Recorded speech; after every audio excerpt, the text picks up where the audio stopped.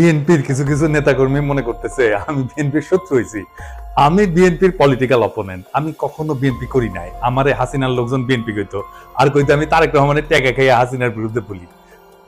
ভাগ্যের কি নির্মম পরিহাস, আজ বিএনপির লোকেরা বলে আমি জামাতের টাকা খাইয়া বিএনপির বিরুদ্ধে বলি। বিএনপি খালেদা জিয়া এবং তার পুত্রবধূ জুবাইদা ঢাকায় ফিরেছে এবং বলা হচ্ছে পত্রপত্রিকা মিডিয়ায় একদম আবেগ ভরিয়ে লিখতেছে যে জুবাইদা 17 বছর পর দেশে ফিরেছেন। আবেগ ভরা বাংলা একটা প্রবাদ আছে না, রাখে আল্লাহ মারেকে। যদি ব্যাখ্যা করা হয় বেগম খালেদা জিয়ার সাথেই হয়তো সবচেয়ে বেশি যায় এই প্রবাদটি। গতকাল এই সময় ঢাকা শহরে নেমে গেছেন বেগম খালেদা জিয়া। নির্বাচন চাওয়া যদি অপরাধ হয়, সেই অপরাধ করে যেতে চাই বারবার। তাড়াতাড়ি নির্বাচন দাও ইনুস সরকার। আসসালামু আলাইকুম দর্শক, নতুন একটি সংবাদে আপনাকে স্বাগতম। প্রিয় দর্শক, বাংলাদেশের যে বর্তমান প্রেক্ষাপট চলছে তারই আলোকে বেশ কয়েকটি গুরুত্বপূর্ণ ভিডিও নিয়ে আপনাদের সামনে হাজির হয়েছি, যার কিছুর অংশ বিশেষ আপনারা ভিডিও শুরুতে দেখেছেন। প্রিয় দর্শক, ভিডিও শুরুটা দেখে কিন্তু বুঝতে পেরেছেন আজকের নিউজটাটি কতটা গুরুত্বপূর্ণ এবং ঠিক কোন বিষয়টাকে ইঙ্গিত করছে। তাই বলবো যারা ভিডিওটি অন করেছেন একটুও না টেনে সম্পূর্ণ ভিডিওটি মনোযোগ সহকারে শেষ পর্যন্ত দেখতে থাকুন।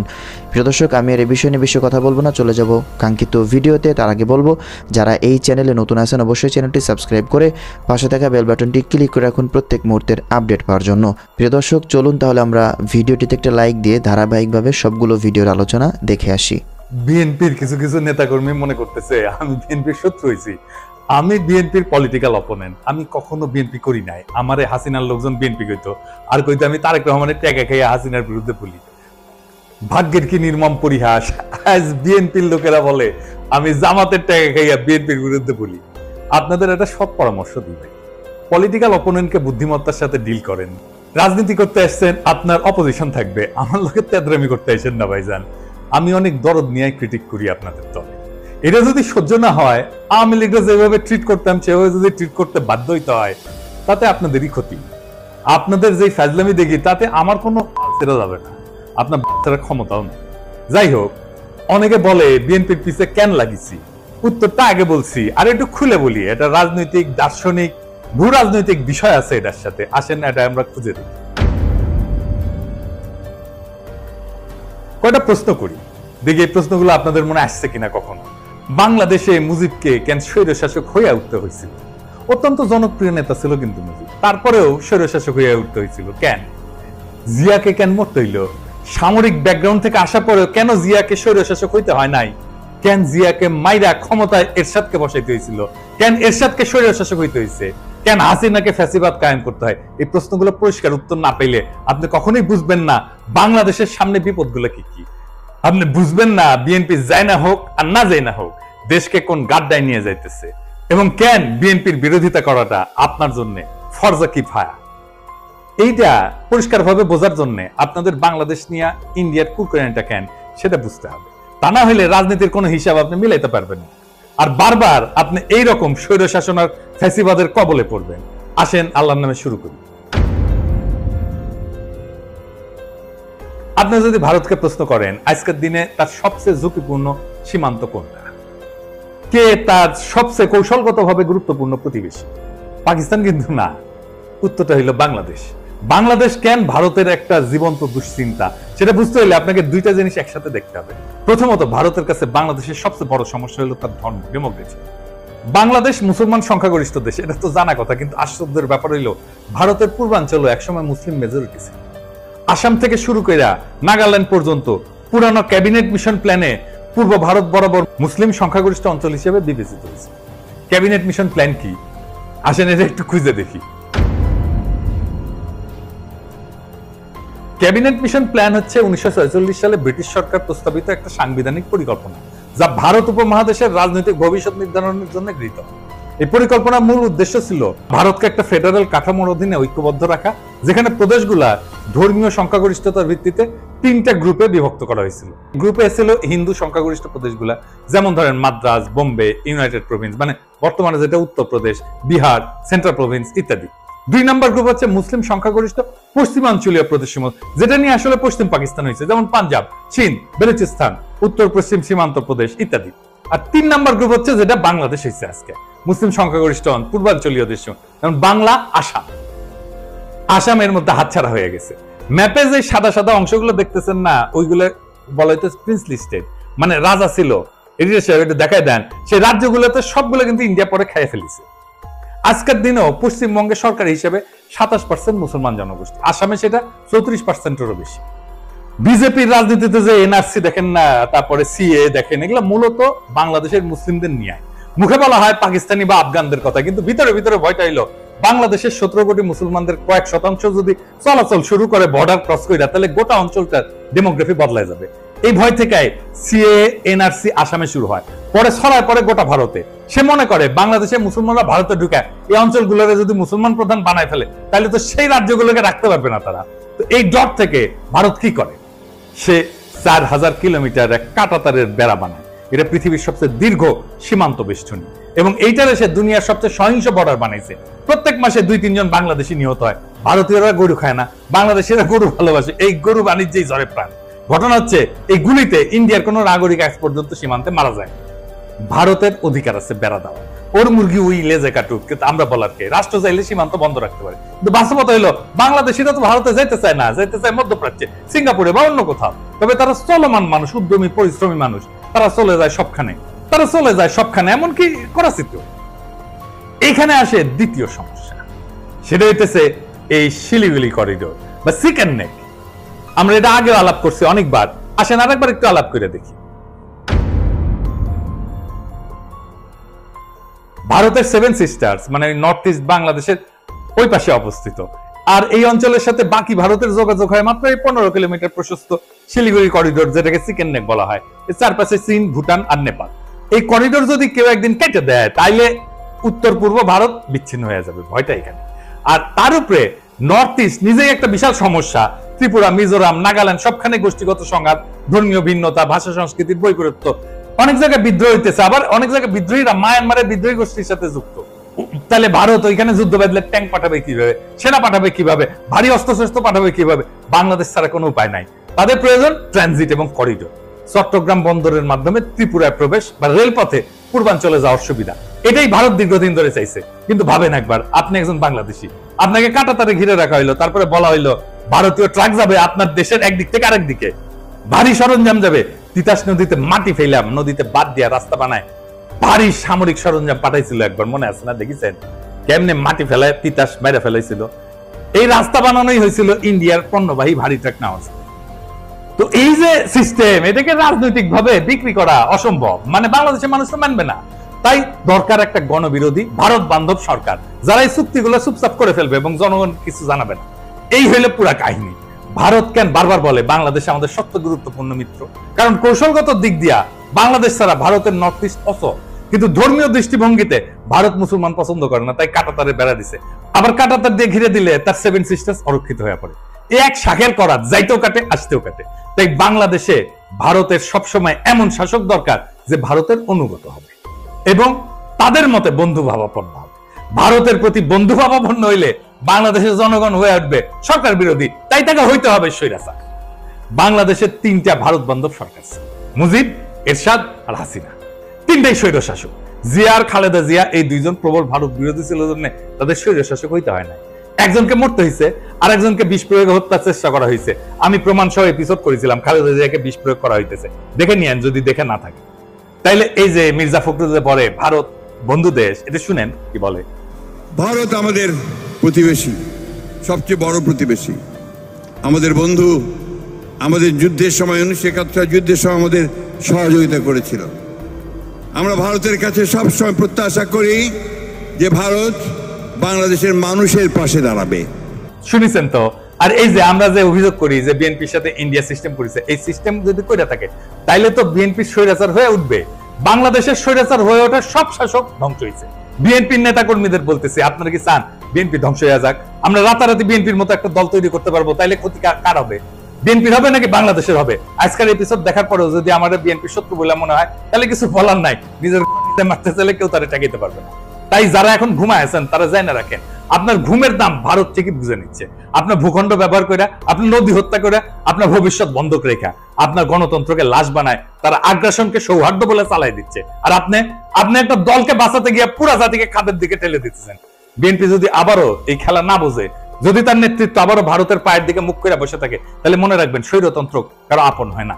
আপনি ভারতকে বন্ধু পাবেন, ভুল করেন না। ভারত কখনো বন্ধুত্ব চায় না, সে দাসত্ব চায়, করিডোর চায়, চুপচাপ মাথা নত করা সরকার চায়।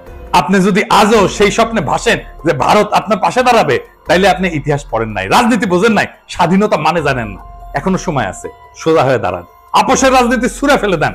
যারা আপনার সমালোচনা করতেছে তাদের ভয় করেন না, বিবেকটা বরং আপনার জাগ্রত করেন। কারণ আজকের দিনে সত্য বলা মানে বিদ্রোহ করা, আর এই বিদ্রোহই যদি শেষ আশ্রয় হয়, তবে আমি গর্ব করে বলি, ইনকিলাব জিন্দাবাদ। বাংলা একটা প্রবাদ আছে না, রাখে আল্লাহ মারেকে? যদি ব্যাখ্যা করা হয়, বেগম খালেদা জিয়ার সাথেই হয়তো সবচেয়ে বেশি যায় এই প্রবাদটি। বেগম খালেদা জিয়া, তার একটা উক্তির কথা আমার মনে আছে। 2015 সালে লন্ডনে যখন তিনি এর আগে গিয়েছিলেন, 2015 সালে ফেরার সময় সাংবাদিকদের সামনে বক্তৃতাকালে একটা শব্দ বলেছিলেন যে বাংলাদেশই আমার ঠিকানা, বাংলাদেশের বাইরে আমার আর কোনো ঠিকানা নেই। দেশের বাইরে আমার কোনো ঠিকানা নেই, এটাই হলো আমার ঠিকানা। এই দেশ, এই দেশের মাটি, মানুষই আমার সবকিছু। অনেকদিন আপনারা দেখেছেন যে পরিবার থেকে আমরা দূরে রয়েছি। এই অমর বাণী বেগম খালেদা জিয়াকে অন্য সবার থেকে, বাংলাদেশের রাজনীতিবিদ থেকে আলাদা করেছে। বেগম খালেদা জিয়া এবং শেখ হাসিনা বাংলাদেশের দুই নারী বাংলাদেশ শাসন করেছেন, কিন্তু একজন দিল্লিতে পালিয়ে গিয়েছেন তার যে ঠিকানা, তার যে চিরাচরিত ঠিকানা সেখানে। বেগম জিয়াকে প্রায়শই শেখ হাসিনা অভিযোগ করতেন, পেয়ারে পাকিস্তান, পাকিস্তানি তার ঠিকানা। বেগম জিয়া কোনোদিন বাংলাদেশের বাইরে নিজেকে সঁপে দেওয়ার চেষ্টা করেননি, এবং সেটা করতে যেয়ে তার কি ত্যাগটানা স্বীকার করতে হয়েছে। আমি আজকে তার দেশে ফেরার যে অনেকগুলো ছবি আছে, সেই ছবি আমি দেখছিলাম। একটা ছবি সচরাচর দেখা যাচ্ছে যে তিনি ভাবগম্ভীরভাবে বসে আছেন গাড়িতে, নিশ্চল অবিচল এক নারী। আরও ছবিতে দেখলাম যে পেছনে তার যে পুত্রবধূ জুবাইদা রহমান ডাক্তার, তিনি আছেন। অনেকেই বলছেন যে আগামী দিনের রাজনীতির ভবিষ্যৎ, আমি এসব নিয়ে এখনই আলোচনা করতে চাই না। কিন্তু এই ছবি কি বলে দেয় যে বেগম খালেদা জিয়া তিনি মোটামুটি পুরোপুরি শারীরিকভাবে সুস্থ না হলেও মানসিকভাবে যে সুদৃঢ় এবং মানসিকভাবে যে এখনও সব কিছু ওয়াকিফল করছেন, সেটি বলে দেয় কিনা?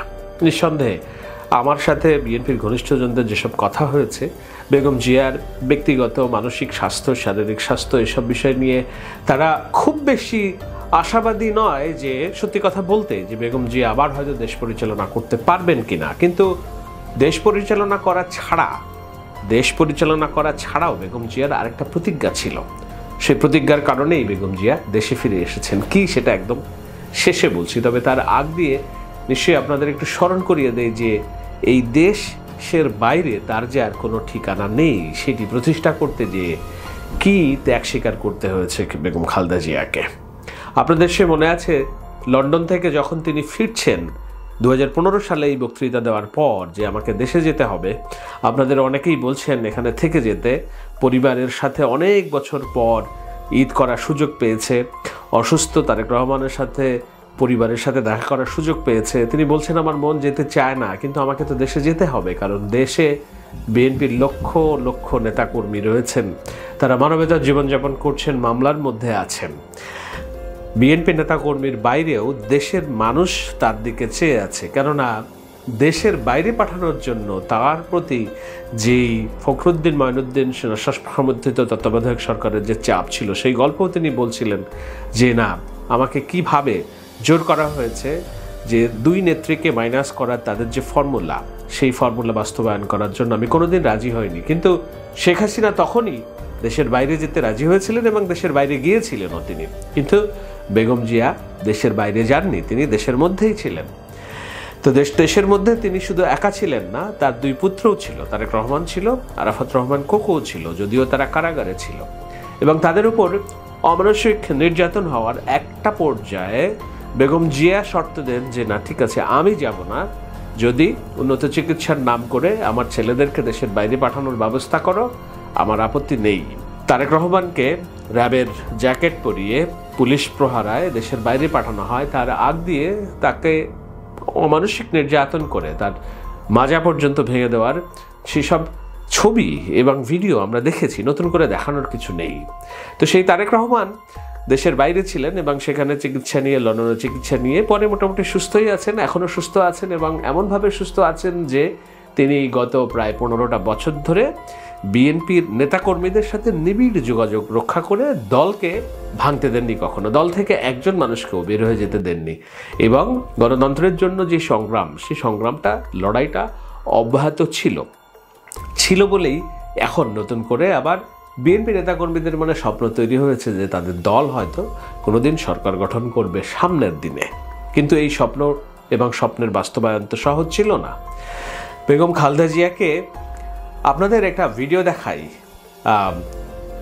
শেখ হাসিনা সংসদে একদিন দম্ভ করে বলছিলেন যে সেদিনই সিদ্ধান্ত নিয়েছিলাম, যেদিন সুযোগ পাবো সেদিনই ক্যান্টনমেন্টের বাড়ি থেকে খালেদা জিয়াকে বের করে দেব। মনে আছে নিশ্চয়ই আপনাদের সেসব কথা।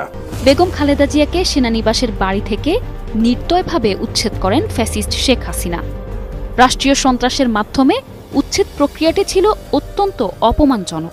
কোন প্রেক্ষিতে বলছেন এই কারণে যে বিশ্ব ইজতেমার মোনাজাত করার জন্য যখন তিনি বিরোধী দলের নেত্রী ছিলেন তখন তিনি মহাখালীতে যেতে চেয়েছিলেন, রাস্তায় জ্যাম দেখে তিনি যেতে পারছিলেন না, সেজন্য তিনি ক্যান্টনমেন্টের ভিতর দিয়ে যাওয়ার জিদ করেন।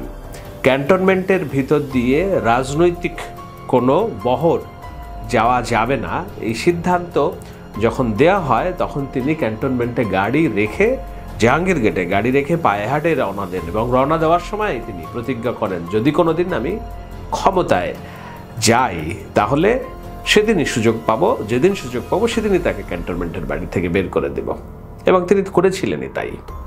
শহীদ মইনুল রোডের বাড়ি, যেটি প্রেসিডেন্ট এরশাদের আমলে বরাদ্দ করা হয়, কেননা বেগম জিয়া রাজনীতিবিদ ছিলেন না, তার দুই সন্তান আরাফাত এবং তারেক, তারা যখন ছোট ছিল তখন তাদের বাবা নিহত হয়, শাহাদাত বরণ করেন, শহীদ হন প্রেসিডেন্ট জিয়াউর রহমান। তারপরে এই যে এতিম দুই বাচ্চাকে কোথায় যাবেন তিনি, এই যখন তাদের ভবিষ্যৎ, তখন স্বৈরাচার এরশাদ বিএনপি নেতাকর্মী এবং কর্মী সমর্থকদের এবং জিয়াউর রহমানের যে অগাধ দেশবাসীর তার প্রতি যে ভালোবাসা ছিল, বিশ্বাস ছিল রাষ্ট্রনায়ক হিসেবে, সেটার মন জয় করার জন্য স্বৈরাচার এরশাদ এই বাড়িটি তাদেরকে বরাদ্দ দেন। সেই বাড়িতেই তারেক রহমান এবং আরাফাত রহমান বড় হয়েছেন, খেলাধুলা করেছেন এবং বেগম খালেদা জিয়া সেই বাড়িতেই ছিল, মইনুল রোডের বাড়িটিতে। তো ওই যে বললাম, শেখ হাসিনা বললেন যে যেদিন সুযোগ পাবো সেদিনই ক্যান্টনমেন্ট থেকে বার করব, সেটা বার করতে গিয়ে যখন আইনি নোটিশ দেন তখন খালেদা জিয়া রাজি হননি, না আমি জিয়াউর রহমানের স্মৃতি বিজড়িত এই বাড়ি থেকে আমি যাব না। তো সেই বাড়ি থেকে তাকে জোর করে উচ্ছেদ করা হয়। বেগম জিয়া সংবাদ সম্মেলনে এসে কান্না করছিলেন অনেক। কোনোদিন আমরা তার চোখে পানি দেখিনি, দুইবার দেখেছি তার চোখে পানি। একদিন হলো তার ওই বাড়ি থেকে যেদিন উচ্ছেদ করা হয় সেদিন সংবাদ সম্মেলন করে এসে তিনি তার ওই যে গোলাপি শাড়ি দিয়ে চোখের পানি মুছছিলেন আর বলছিলেন যে আমাকে বেডরুম থেকে জোর করে উচ্ছেদ করা হয়েছে। নিশ্চয়ই আপনারা সেই খবর, সেই স্মৃতি ভুলে যাননি। এর বাইরে আরেকদিন তার চোখে পানি দেখেছিলাম, সেটি হলো আরাফাত রহমান কোকোর মৃতদেহ যেদিন ঢাকায় আনা হয়। তো এই গল্পের পরম্পরা আমি বলছি। তো বেগম খালেদা জিয়াকে শেখ হাসিনা জিদ করেছিলেন যে যেদিন ক্ষমতায় যাবেন সেদিন ক্ষমতা থেকে ওই বাড়ি থেকে উচ্ছেদ করবেন। জিয়াউর রহমানের সাথে যেই বাড়িতে থাকতেন সেই বাড়ি থেকে উচ্ছেদ করার পরে তো শেখ হাসিনা ক্ষান্ত হননি। ওই তার পুত্র, এর আগে দুই পুত্র তত্ত্বাবধায়ক সরকারের আমলে সেনা নির্যাতন, পুলিশের নির্যাতনে একেবারে ভেঙে পড়েন। একজনের তো মাজার নষ্ট হয়ে যায়, আর একজন মানসিকভাবে এত দুর্বল হয়ে যায় যে তাকে পরবর্তীতে বিদেশে পাঠানো হয়, মালয়েশিয়াতে পাঠানো হয়, কিন্তু সে আর রিকভার করে নাই, বলা ছিল বিনা চিকিৎসায়। এবং মা দেশে এই অবস্থায় অন্তরীণ, বড় ভাই দেশের বাইরে লন্ডনে, তার শারীরিক অবস্থা ভালো না। বিএনপি গণতন্ত্রের জন্য লড়াই করছে, আন্দোলন করছে, কোথাও কোনো সুসংবাদ নেই, নির্বাচন বলে কোনো কথা নেই, রাতের ভোট দিনে হয়, দিনের ভোট রাতে হয়, ডামি ইলেকশন হয়। তো এই সমস্ত কারণে একটা পর্যায়ে হতাশাগ্রস্ত এবং বিনা চিকিৎসায় প্রায় মারা যান আরাফাত রহমান কোকো। সেই কোকোর মৃতদেহ যেদিন ঢাকায় আসে সেদিন একবার অঝরে কাঁদতে দেখেছিলেন বেগম খালেদা জিয়াকে। আপনার অ্যাগনি বলে এটাকে, একেবারে অ্যাগনি, অর্থাৎ হৃদয়ের যত কষ্ট যত বেদনা সব উগরে ওঠা। এই কষ্ট বেদনা একটাই, সেটা হলো দেশের জন্য কাজ করেছিল তাদের বাবা জিয়াউর রহমান। জিয়াউর রহমানের মৃত্যু হয়েছিল, তিনি শহীদ হয়েছিলেন, দুষ্কৃতিকারীরা তাকে মেরে ফেলেছিল। বেগম খালেদা জিয়া ছিলেন একজন গৃহকর্ত্রী, তার 2 এতিম সন্তানকে নিয়ে তিনি সংসার কিভাবে চলবে সেই যখন চাপ, তখন বিএনপির মাঠে থাকা লক্ষ লক্ষ নেতাকর্মী তারা অনুরোধ করলো বেগম জিয়াকে এই দলের হাল ধরার জন্য, এবং তিনি সেই হালটা ধরে কি করেন, তিনি স্বৈরশাসক এরশাদের বিরুদ্ধে লড়াই সংগ্রাম অব্যাহত রাখেন এবং একটা পর্যায়ে 86 নির্বাচনে তাকে টোপ দেওয়া হয় ইলেকশনে যাওয়ার জন্য। কিন্তু তিনি তো জানতেন ইলেকশন হবে পাতানো নির্বাচন, তিনি যাননি। না যাওয়ার কারণে তার খেতাব দেওয়া হয় আপসীন নেত্রী। ওই নির্বাচনে যান হচ্ছে শেখ হাসিনা। ওই নির্বাচনে যাওয়ার পর তার খেতাব হয় জাতীয় বেঈমান। তো এই জাতীয় বেঈমান প্লাস আপসীন নেত্রীর এই যে রাজনীতি, সেটি চলতে থাকে বাংলাদেশের রাজনীতিতে বহুদিন। এরপর 91 নির্বাচনে তো বিএনপি সরকার গঠন করে সবাইকে অবাক করে দিয়ে, এবং 96 সালে যখন সবাই বিএনপির থেকে সরে গিয়েছে তারপরেও বিএনপি সংসদে 146টি আসন পায়, বাংলাদেশের ইতিহাসে সবচেয়ে বড় বিরোধী দল হিসেবে আত্মপ্রকাশ করে। তো এই হলো বেগম খালেদা জিয়ার রাজনৈতিক নেতৃত্ব এবং তার যে তৎকালীন সময়ে তার এই যে স্যাক্রিফাইস, এবং তিনি বাংলাদেশের প্রধানমন্ত্রী হয়েছেন 2 বার, তার জীবদ্দশায় 1 বার নির্বাচন হয়েছে, যেটি 96 এর পরের নির্বাচন। সেই নির্বাচন খুব বেশি দিন টেকে না, অনেকেই বলেন 3 বারের প্রধানমন্ত্রী, আমি বলবো 2 বারের সফল প্রধানমন্ত্রী।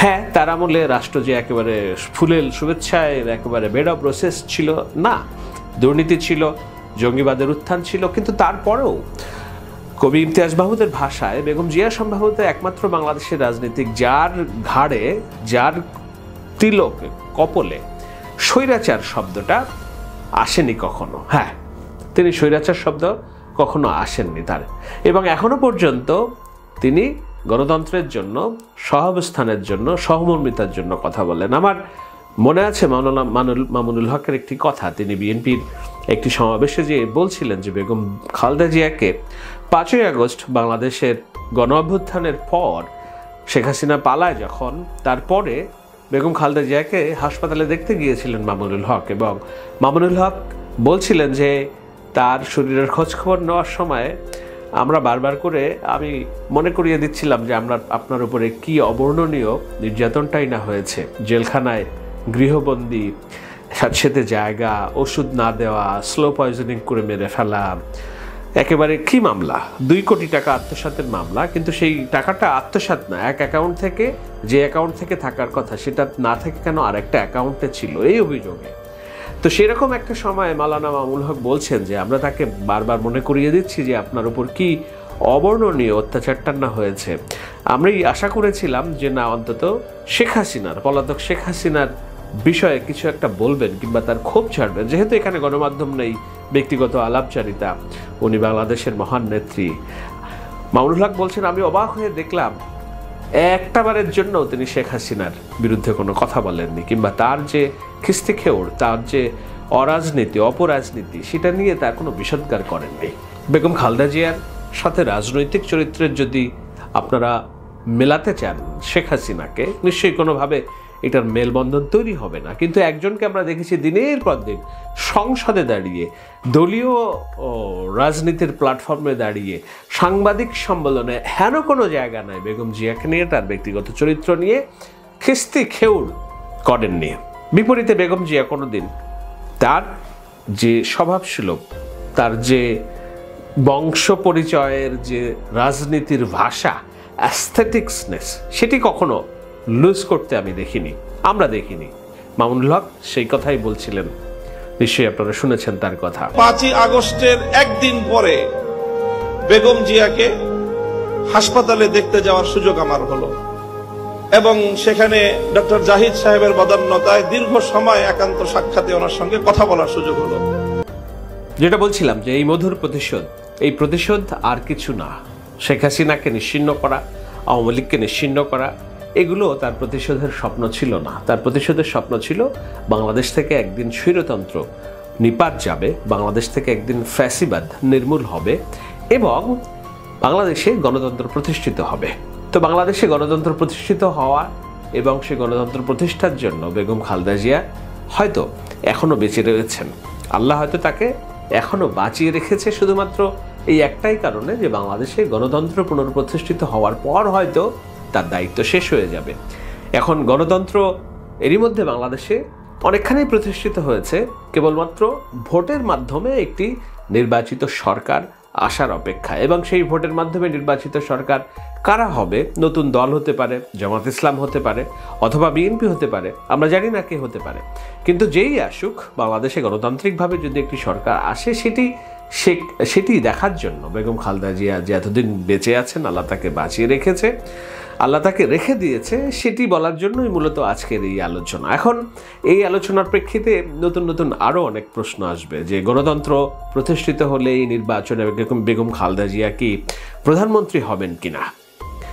বিএনপি সংস্কার প্রস্তাবে পরপর দুবারের বেশি প্রধানমন্ত্রী না বলে তৃতীয়বার আবার প্রধানমন্ত্রী হতে পারবে, তারা এটা চাচ্ছে। আর সংস্কার কমিশন প্রস্তাব দিচ্ছে যে সারা জীবনে কেউ 3 বারের বেশি প্রধানমন্ত্রী হতে পারবে না। সেই সংস্কার প্রস্তাব বিরোধিতা করার পেছনে এমন কি আছে যে বেগম খালেদা জিয়া আরও একবার প্রধানমন্ত্রী হওয়ার সুযোগ বিএনপি রাখতে চায়, এজন্যই তারা এই সংস্কার প্রস্তাবে বাধা দিচ্ছে না? আমি ব্যক্তিগতভাবে অনেক দিন যাবৎ চেয়েছি বেগম খালেদা জিয়া শারীরিকভাবে অসুস্থ, মানসিকভাবেও হয়তো অতটা শক্ত নন, কিন্তু তাকে একদিনের জন্য হইলেও প্রধানমন্ত্রীর আসনে একবার দেখতে চেয়েছিলাম একটা কারণে, সেটা হলো মধুর প্রতিশোধ। যে বেগম খালেদা জিয়াকে রাষ্ট্র ক্ষমতা থেকে দূরে রাখার জন্য শেখ হাসিনা ফ্যাসিস্ট হয়ে উঠেছেন, দেশ থেকে বিতাড়িত হয়েছেন সপরিবারে, সদল বলে, সেই খালেদা জিয়া আবার বাংলাদেশের প্রধানমন্ত্রী একদিনের জন্য হলেও, এটি আমার একটা স্বপ্ন ছিল, এটি আমার একটা ভাবনা ছিল, এটি আমার একটা মনোলগ ছিল বেশ অনেকদিন আগে। এখনো আমি সেটি ভাবি কিনা, নিশ্চয়ই এটি নিয়ে একটা আলাদা এপিসোড করা যেতে পারে। একটু লম্বা হয়ে যাচ্ছে, পরের পর্বে এসব নিয়ে আলোচনা করি। তার মধ্যে আপনারা আপনাদের মতামত দিতে থাকেন। নির্বাচন চাওয়া যদি অপরাধ হয়, সেই অপরাধ করে যেতে চাই বারবার। তাড়াতাড়ি নির্বাচন দাও ইনুস সরকার। কবিতা, একটা কবিতা লিখছি। আসসালামু আলাইকুম, মাপ চাই। হ্যাঁ, আমার কবিতা না, বিএনপির একজন নেতৃস্থানীয় উনি বলছেন এই কথাটা ভালো লাগছে আমার। যাই হোক, এখন আসি আমরা আজকে একটা মূল্যবান কথায়। ভাই, একটা মূল্যবান কথা, এটা আপনারা খুব সিরিয়াসলি নিবেন। আমাদের এই যে মিডিয়া, এই যে গণ মিডিয়া যেটা আছে আমাদের বিভিন্ন চ্যানেল, এদের ক্যামেরা আজকে কোথায় ছিল জানেন? সকাল 9টার পর থেকে প্রত্যেকের ক্যামেরায় আকাশের দিকে ছিল, এয়ারপোর্টের আকাশে। যে প্লেনই দেখে বলে ওই যে ওইটা ওইটা ওইটা, ওইখানেই জুম করে, পরে বলে যে না এটা না, এটা তো অন্য প্লেন, আবার জুম ব্যাক, আবার আরেকটাই জুম করে, সবাই ক্যামেরা আকাশে। বেগম খালেদা জিয়ার প্লেন কোনটা, ওই এয়ার বাস, এয়ার অ্যাম্বুলেন্স কোনটা, ওইটা খুঁজে বেড়াইতেছে আকাশে। কোন মিডিয়া জানেন? এই মিডিয়াগুলা কার ছিল? কে দিছিল অনুমতি? এখানকার ম্যাক্সিমাম মিডিয়া কিন্তু অনুমতি দিছে শেখ হাসিনা, প্রাক্তন প্রধানমন্ত্রী শেখ হাসিনার অনুমতি দেওয়া। এবং গত সরকারের অনেক মন্ত্রীর চ্যানেলও, হ্যাঁ ওনারা মন্ত্রী, আবার চ্যানেলের মালিক, আবার পত্রিকার মালিক, অনেক কিছুর মালিক, ওনারাই তো বুদ্ধিজীবী। সেই মিডিয়া, সেই চ্যানেলগুলো আজকে জানেন ওই এয়ার বাসের শর্ট খুঁজতেছে, ওই ফুটেজটাও দরকার। এবং একজনে ক্যাচ করছে, কিন্তু পুরা এয়ার বাসটা ধরে রাখছে, একদম ল্যান্ড করছে, ল্যান্ড থেকে একেবারে মানে যা থামা পর্যন্ত 4.5 মিনিট। চিন্তা করেন, আজকে এগুলা যদি শেখ হাসিনা দেখে কেমন লাগবে বলেন? এগুলা মাইনা নেওয়া যায়? বেইমানি না? হ্যাঁ, বেইমানি না? ওনার তৈরি, ওনার হাতের তৈরি মিডিয়া আজকে খালেদা জিয়াকে খুঁজে বেড়ায় আকাশে। চিন্তা করা যায়? এগুলা মাইনা নেওয়ার কথা বলেন, আপনি মাইনা নিবেন? আপনি নিজের হাতে যে চ্যানেলগুলো গইরা দিচ্ছেন, টাকা পয়সা দিয়া, আইনগত সুযোগ সুবিধা, সব অ্যাঙ্গেলে সুযোগ সুবিধা কইরা ওদেরকে মাঠে ছাড়ছিলেন, আপনার হাতেই গড়া। আজকে আপনাকে বাদ দিয়া আপনার শত্রুকে আকাশে খুঁজে বেড়ায়, এটা কোনো কথা? শেখ হাসিনার দুজন শত্রু কিন্তু, একজন বেগম খালেদা জিয়া, আরেকজন বর্তমান আমাদের ডক্টর মোহাম্মদ ইউনূস। এই দুইজন যতদিন উনি দেশে ছিলেন ততদিন কিন্তু খালেদা জিয়া ছিলেন ওনার টার্গেট, আর এখন দেশ থেকে বাইরে যাওয়ার পর বিদেশ থেকে ডক্টর মোহাম্মদ ইউনূস টার্গেট। যাই হোক, এই আলাপগুলা পরও করা যাবে, একটা সুন্দর আলাপ করতে বসছি। বেগম খালেদা জিয়া দেখেন হুইল চেয়ারে কইরা গেছিল, আর উনি যখন বাসায় নাইমা হাইটা গেল না ভাই, আলহামদুলিল্লাহ, উনি যে হাইটা যাবে এটা ভাবনার বাইরে ছিল, আমার ভাবনার বাইরে ছিল। কারণ যে পরিবারে একজন কিডনি পেশেন্ট থাকে বা লিভার পেশেন্ট, হার্টের প্রবলেম, এরকম পেশেন্ট যে ফ্যামিলিতে থাকে, ওই পরিবারের উপর দিয়ে যে কি ঝড় যায় ভাই, আমি ভুক্তভোগী। সেম অসুস্থ রোজই ছিল, এরকম হুইল চেয়ারে ছিল, কোনোদিন উঠার দাঁড়াইতে পারে নাই, উনি দাঁড়ায় গেছে। জানেন, এটা আমার কাছে মনে হয়েছে যে উপরওয়ালা চাইলে কি না হয়। যাই হোক, ওনার আশাটা আজকে বিরাট আলোচনা এই জন্য যে একটা শোডাউন হয়েছে ভাই। যদিও বিএনপির পক্ষ থেকে বলছিল যে কেউ রাস্তাঘাটে জ্যাম করবেন না, সামনে পরীক্ষা, স্টুডেন্টদের যাওয়া আসার প্রবলেম হবে, অনেক রকম রাস্তাঘাটে মানুষের জন্য প্রবলেম না হয়, এরকম অনেক কথাই বলছে। কিন্তু যারা ভালোবাসার মানুষ তারা তো চলে আসবেই, বুঝছেন না? তারা চলে আসছে। আর বাংলাদেশের যত ইউটিউবার ছিল ভাই, যারা রাজনীতির কন্টেন্ট বানায়, সবাই কিন্তু এয়ারপোর্টের রাস্তায়। আর আমারও ভাগ্যটা দেখেন কেমন, বেগম খালেদা জিয়ার বাসার পাশে একটা লেক পার্ক আছে, আর লেক পার্কের পাশে একটা 8তলা মসজিদ আছে। জোহরের নামাজটা শেষ হয়েছে, আমিও এখানে ছিলাম, বের হয়েছি, ওই রাস্তা দিয়ে বেগম খালেদা জিয়ার গাড়ি বহর যাচ্ছে, এদিক দিয়ে যাওয়ার কথাই না, মেইন রোড রেখে হয়তো বুঝিনি তো, এই এয়ারপোর্ট থেকে আসতে আসতেই প্রায় 2 ঘন্টা লেগে গেছে। তো ওই রাস্তাটা বোধহয় চেঞ্জ করছে, বনানীর এদিক দিয়ে ঢুকে, ওই কবরস্থানের পাশ দিয়ে ঢুকে ওই মসজিদটার পাশে, মানে গুলশান যে সিকিউরিটি মসজিদ, বনানী সিকিউরিটি মসজিদ, ওই মসজিদটার পাশ দিয়ে যাচ্ছিল। তো অনেক মুসল্লিরা দেখতেছিল, আমিও দেখতেছিলাম, দেখতে পাই নাই, জাস্ট গাড়ি বহরটা দেখতে পাইছি, তো ভালোই লাগলো। তারপরে বাসায় এসে যখন ইউটিউবে দেখলাম উনি হেঁটে যাচ্ছেন, মনটা ভরে গেছে। ওনার পিছনে কিন্তু ওই ফাতেমা ছিলেন, কিন্তু ওই ফাতেমা কিন্তু আমার সবসময় নজরে থাকে। কারণ কি জানেন, এরকম একজন পেশেন্ট, উনি, উনার পাশে এরকম একজন ফাতেমা পাওয়া অনেক বড় ভাগ্যের ব্যাপার।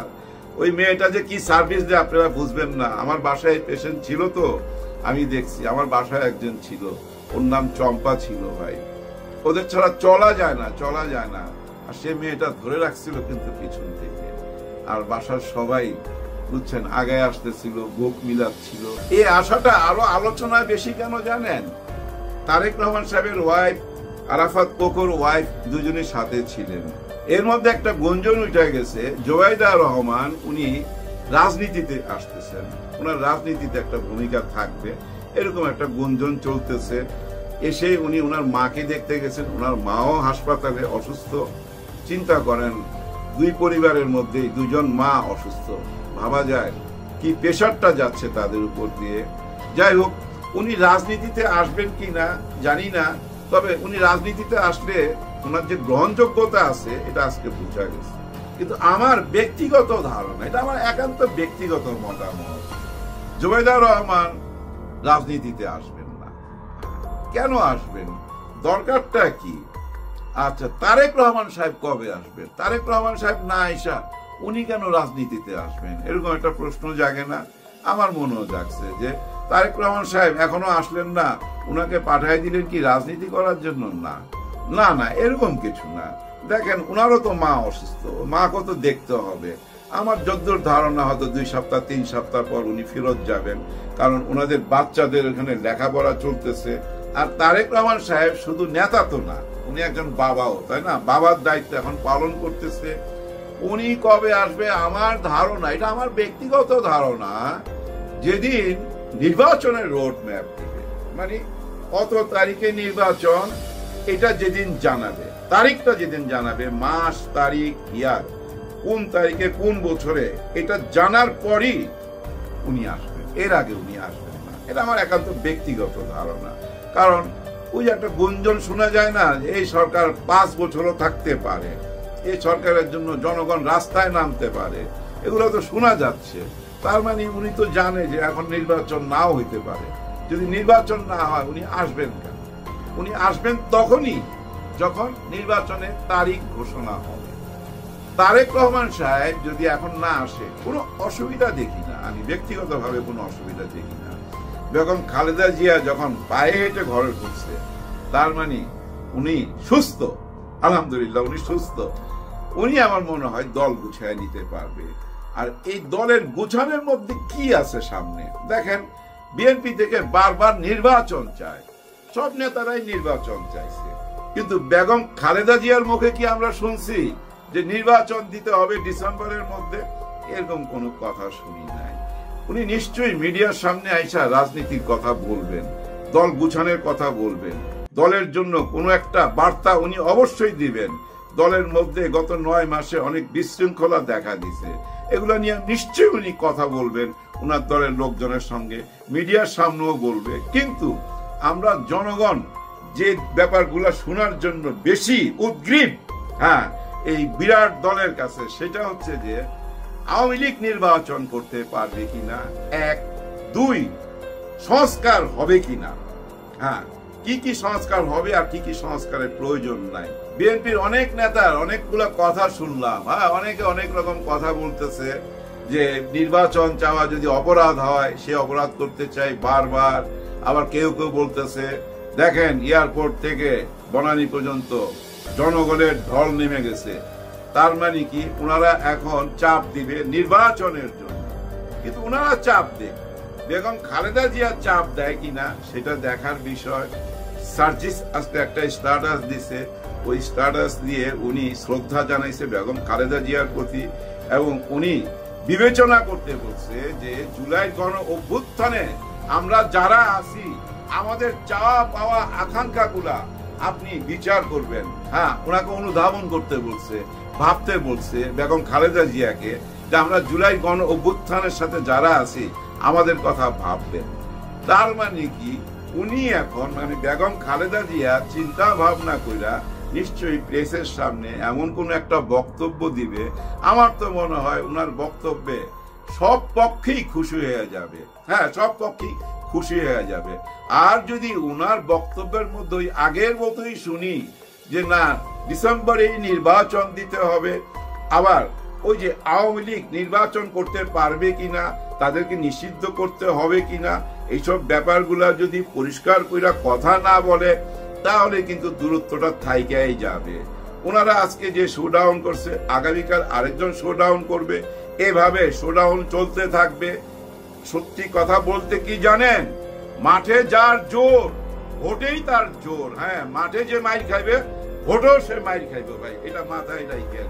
এটা হলো চরম সত্যি কথা। আমার বিশ্বাস ম্যাডাম সবকিছু মাথায় রাখবে। হ্যাঁ, জুলাই গণ অভ্যুত্থানটাকে উনি মাথায় রাখবে, সবাই চিন্তা ভাবনাটাকে সামনে নিয়ে চিন্তা ভাবনা কইরা উনি এমন কিছু বলবে যাতে একটা ঐক্য তৈরি হয়। ডক্টর মোহাম্মদ ইউনূস স্যার যদি বলে যে হ্যাঁ আমি ডিসেম্বরে নির্বাচন দিব, সেটার জন্য তো একটা ঐক্যমত লাগবে, সবাইকে একসাথে বসতে হবে। শুধু ওই বড় দল বিএনপি চাইলে তো হবে না, বাকি দলগুলোও তো চাইতে হবে। সবাইকে একসাথে বৈশা ডক্টর মোহাম্মদ ইউনূস স্যারকে বলতে হবে হ্যাঁ আমরা ডিসেম্বরে নির্বাচন চাই, তাহলেই তো উনি নির্বাচন দিয়ে দিবে। উনি তো বলছে নির্বাচন চাইতে হইলে আপনারা সবাই একসাথে বৈশা আমার কাছে চান, আলাদা আলাদা এখান থেকে ওইখান থেকে যদি চান আমি কোনো সিদ্ধান্ত দিতে পারবো না। আমি তো একটা সিদ্ধান্ত দিয়েই রাখছি, জুন 2026 জুন, ওইটাই। আর যদি এর আগে নির্বাচন চান, এই যে জামাত যেমন চাইছে রোজার আগে নির্বাচন, তাহলে বিএনপি জামাত অন্য অন্য দল সবাই চলে আসেন, উনার সাথে বসেন, বৈশা বলেন যে আমরা অত তারিখে নির্বাচন চাই। আর এই তারিখটা ঘোষণার সঙ্গে সঙ্গেই দেখবেন তারেক রহমান সাহেব বাংলাদেশে চলে আসবে। কনফার্ম থাকেন, উনি শুধু তারিখের অপেক্ষায়, তারিখটা পাইলেই উনি রওনা দিবেন। তারপর একটা কথা বলি, একটা জায়গায় সেফ জোনে থাকতে থাকতে না মানুষের অভ্যাস হয়ে যায়, ওইখান থেকে বাইরে হইতে সময় লাগে, একটু সময় লাগে। উনি গত 1 যুগ যাবৎ যেভাবে আছেন, যে দেশে আছেন, যে পরিবেশে মিশছেন, ওই পরিবেশ তো আর বাংলাদেশের না। তারপরে উনি ওখান থেকে বুঝতে পারতেছেন। আমার মনে হয় যত তাড়াতাড়ি আইসা উনি ওনার দলের সাথে মিশা যাবেন, প্রত্যেক জেলায় জেলায় যাবেন, তারপরেই দল গুছাইতে পারবেন। উনি না আসা পর্যন্ত দল গুছানো যাবে না। কারণ বেগম খালেদা জিয়া যদি কিছু বলে, উনি তো ঘরের থেকেই বলবে। প্রত্যেকটা জেলায় জেলায় যাওয়া কি সম্ভব উনার পক্ষে? না, সম্ভব না। তারপরও চাইবো উনি যাক। অনেকের মুখে শুনতেছি বিএনপি একটা মিটিং কল করবে এবং সেখানে খালেদা জিয়া যাবে এবং ওই যে তারেক রহমান সাহেবের ওয়াইফ যাবেন, ওনার আরেক ছেলের বউ যাবে, এরকম শোনা যাচ্ছে। আমার কেন জানি মনে হয় এটা যাওয়া ঠিক হবে না। কারণ উনি কিডনি পেশেন্ট, এরকম একটা পেশেন্ট এরকম ভিড়ের ভিতরে যাবে, দরকার কি? ঘরে থাইকাও তো ভাই কথা বলা যায়। তারেক রহমান সাহেব লন্ডন থেকে দল চালাচ্ছে না, উনি বনানী থেকে চালাইতে পারবে না। ভিড়ভাড়টার মধ্যে না যাওয়াই ভালো। হ্যাঁ, তবে সবগুলা দলের সাথে যদি একটা মিটিং হয় আর ওই মিটিং এ যদি উনি থাকে, উনি থাকবেন চোখের মণি। তবে আমার একটা ব্যক্তিগত চাওয়া, সেটা হলো যে ডক্টর ইউনূস স্যার আর বেগম খালেদা জিয়া বসছেন এবং সব দল একসাথে বসছে 1 ঘন্টার জন্য। 1 ঘন্টার জন্য যদি সবাই ক্লোজ ডোরে বসতে পারে, সব সমস্যার সমাধান হয়ে যাবে। সবার জন্য সবাই দোয়া করবেন। আপনারা যখন এই ভিডিওটা দেখছেন ঠিক 24 ঘন্টা আগে, গতকাল এই সময় ঢাকা শহরে নেমে গেছেন বেগম খালেদা জিয়া। ঢাকা শহরের কি অবস্থা হয়েছিল সেটা ঢাকার পাবলিক না, শুধু বিশ্ববাসী দেখেছে। এত বড় শোডাউন আমরা অনেক বছর পরে দেখলাম। শোডাউন ইন দ্যাট সেন্স যে কোনো নেতা, মন্ত্রী, মিনিস্টার, প্রধানমন্ত্রী যেই আসুক রাস্তাঘাটে ভিড় হয়, আমরা দেখেছি এর আগে। আমি জুলাই আন্দোলনের সেই শোডাউনের কথা বলছি না, নর্মালি কোনো নেতা নেত্রীর আগমনের পর যে শোডাউনটা হয় সেটা দেখার মতোই হয় বাংলাদেশে। কিন্তু গতকালকের যেটা ছিল খালেদা জিয়া ম্যাডামের আসার ব্যাপারে, এটা একটা মানে কি বলবো, অনেকদিন পর এই শোডাউন আমরা দেখলাম। যদিও তাদের মহাসচিব মহোদয় ফখরুল ইসলাম আলমগীর সাহেব বলেছিলেন যে তোমরা কেউ রাস্তায় নামবা না, রাস্তার 2 পাশে থাকবা, জনগণের জন্য অসুবিধা হয় না। তো বেসিক্যালি হয়েছে কি, পাবলিকের অনুভূতি থেকে তো আর কেউ আটকায় রাখতে পারে না ভাই। আপনারা দেখছেন এয়ারপোর্টের চৌরাস্তায় মিলিটারি মানুষের গায়ে হাতও তুলছে, মানে কন্ট্রোল করার জন্য, বাড়িটারিও দিছে। কেউ মানে না, দৌড়ে গাড়ির কাছে চলে যায়।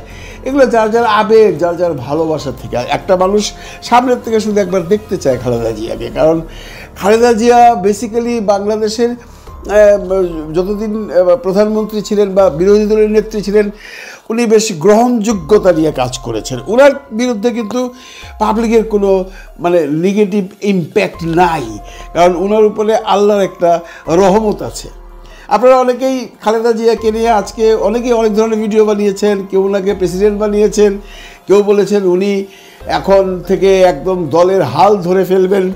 তাদের জ্ঞাতার্থে বলছি, আপনারা খালেদা জিয়া ম্যাডামের বয়সকাল এবং তার শারীরিক অসুস্থতার কথা চিন্তা করে এটা কখনো বলতে পারবেন না যে খালেদা ম্যাডাম এখন পাবলিক মিটিং করবে,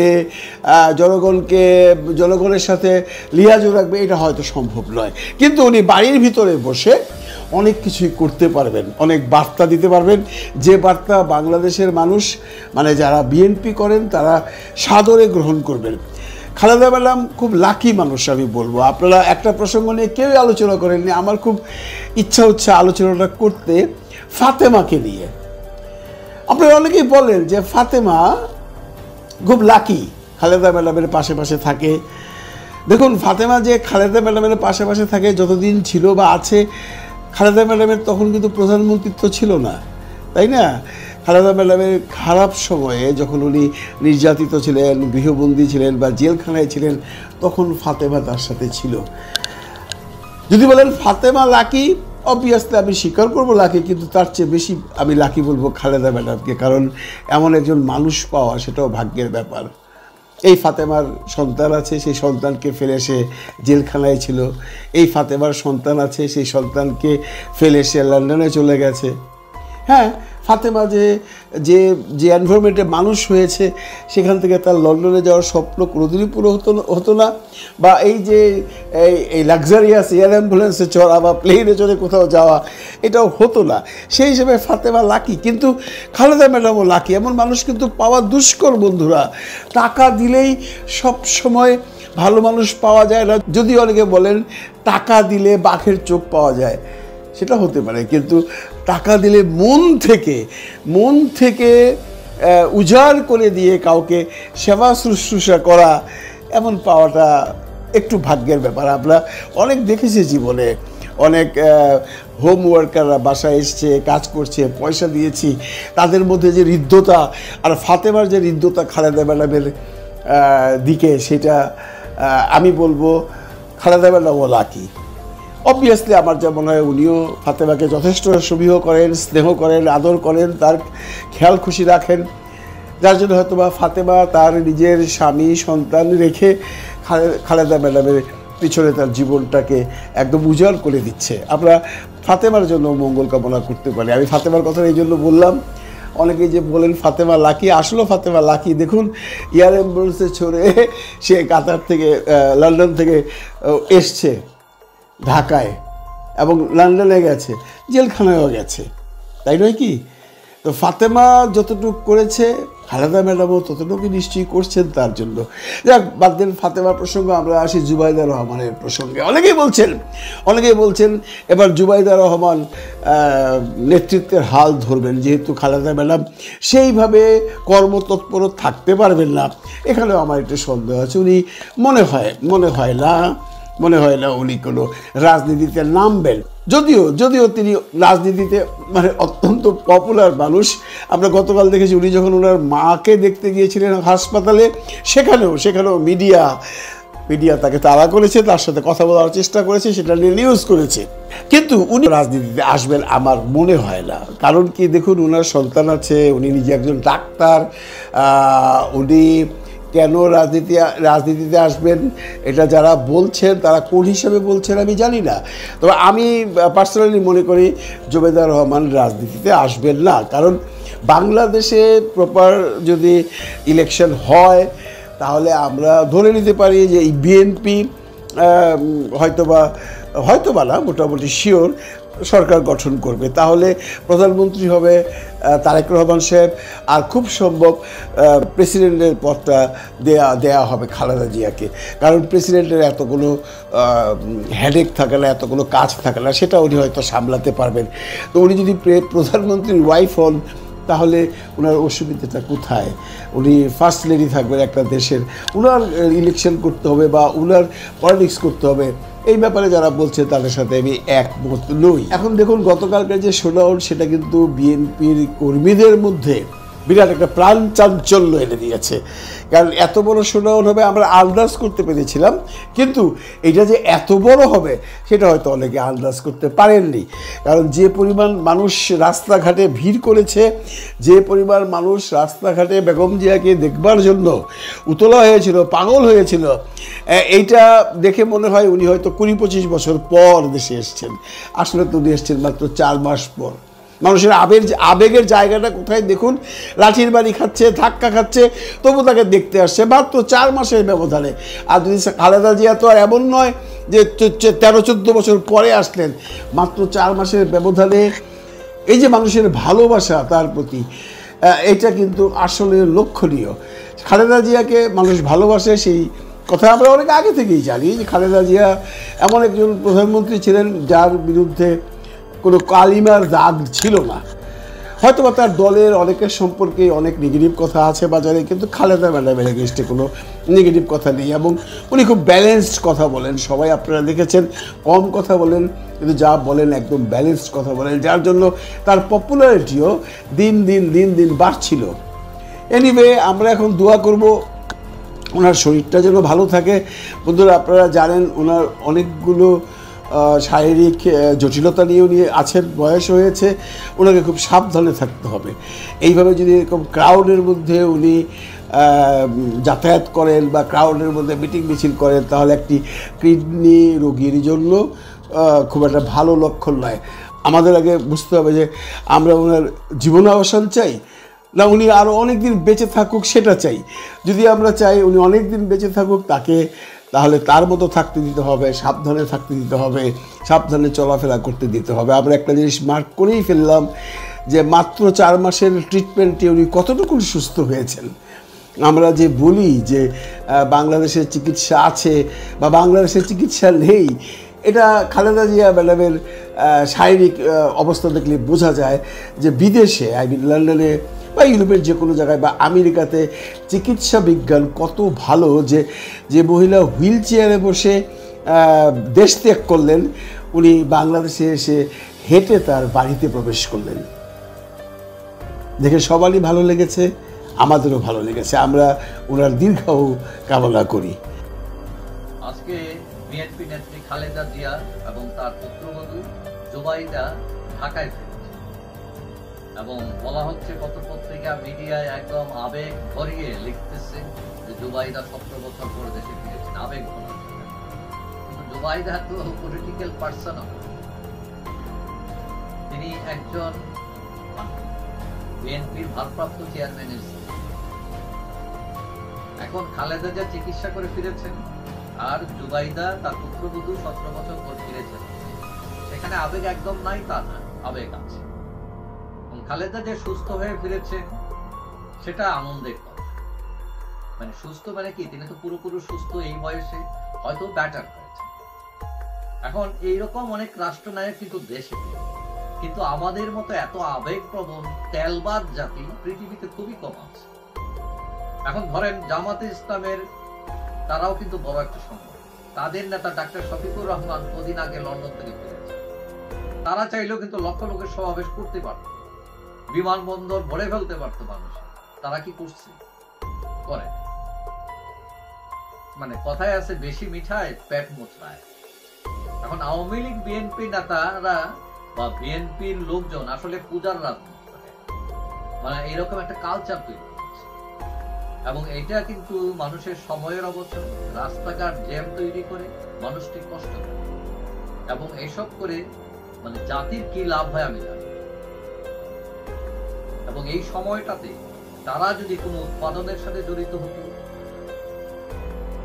অথবা কোনো সেবার সাথে জড়িত হতো, কিছু পারুক আর না পারুক নিজের পক্ষে পরিবারের মানুষকে সময় দিত, তাহলেও জাতির লাভবান। এখন ভালোবাসা জানাতে আমাদের নেত্রী আসতেছেন, বিমানবন্দর একদম নিয়ন্ত্রণে নিয়ে ফেলতে হবে, জটলা তৈরি করতে হবে, ব্যানার বানাতে হবে, বাস ভরে পেট্রোল পুড়িয়ে আসতে হবে। এটা কেমন? মানে ভালোবাসা কি এটা ছাড়া প্রকাশ করা যায় না? আমি মনে করি এসব করে বরং খালেদা জিয়াকে কষ্ট দেয়া। প্রায় 80 বছর বয়সী একজন মানুষ, যিনি অসুস্থ, যিনি দীর্ঘ 8-9 ঘন্টা জার্নি দেশে ফিরেছেন, এরকম একজন মানুষ 8-9 ঘন্টা জার্নি করলে এমনিতে একটু দুর্বল হয়, মানে তার প্রয়োজন হতো দ্রুত বাসায় বিশ্রাম।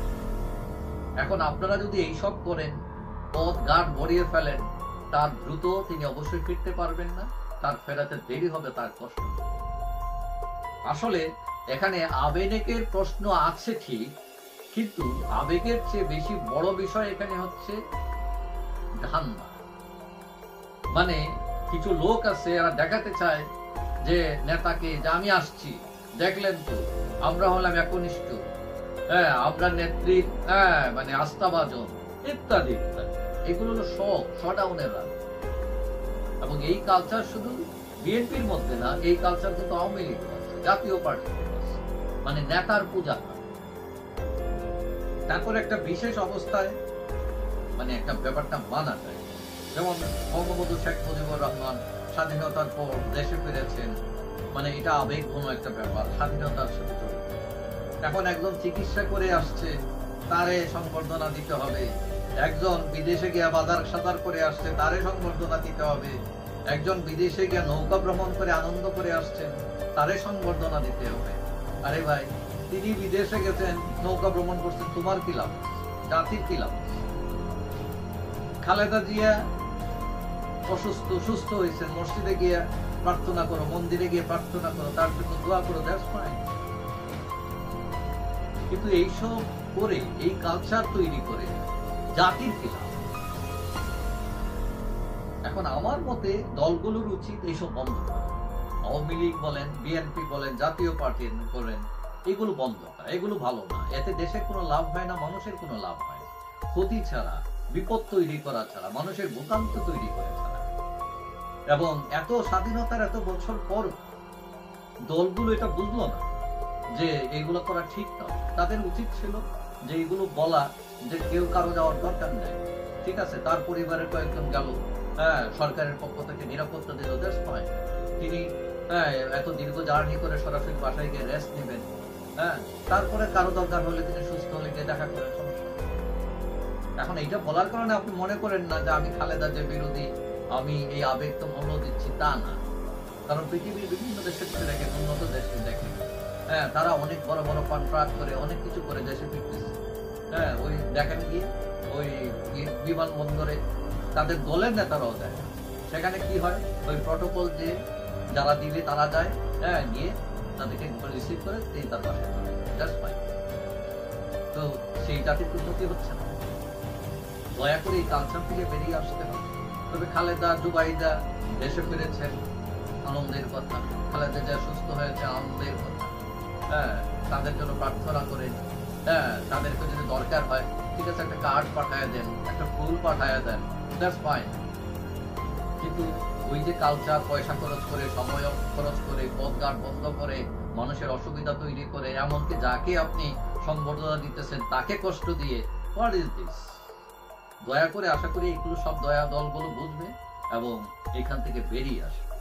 যাই হোক, সবাই ভালো থাকবেন। আশা করি দেখা হবে অন্য কোনো ভিডিও দিয়ে।